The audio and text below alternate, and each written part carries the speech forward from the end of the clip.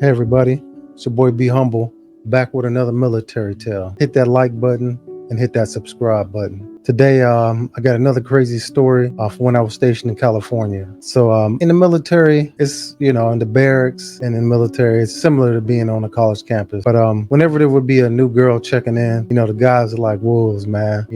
Hawking the new girl, no matter how she looks, man, straight up. And that's what this story is about. Situation like that, no matter how the girl looked, that's how it is. So we had this young sailor check in. She was an aviation rate. She worked downstairs. After a few months, being there, boom, she winds up pregnant, right? And it came down to two guys. One guy was a senior chief, which is an E8 in the Navy, and the other guy was an E5 in the Navy. So it came down between those two. So when the baby was born, immediately, you can tell whose baby it was. The baby had blue eyes, like the E5 had the blue eyes. So the baby looked just like the E5. So this young lady, she couldn't afford or like to have somebody watch her kid, So at that time she was on like an E3, E2, E3, so not making much. So my man, who was the E5, who was the father of the child, somehow talked his wife into watching this baby. I think he told his wife something like, the lady was, the girl was on hard times, she needed help. So so he had his wife basically watching his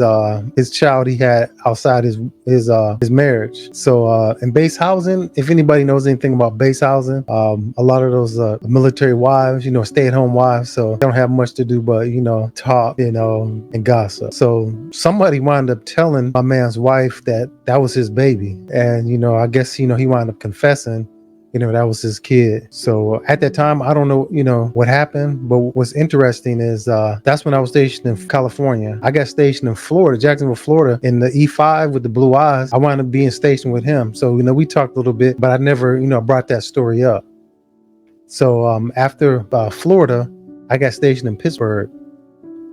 So, and the girl who was from the original part of this story, she wound up getting stationed in West Virginia at the time, and she wound up coming up to Pittsburgh, and because they had to do something, and like I said, we ran into each other. We sat down and talked, and she's the one who gave me all the details to the story and how things were going now between the families and this and that. So the Navy is small, even though you got a bunch of people. You'll run into every people eventually again. Like I said, guys be hounding these young sailors when they come on board.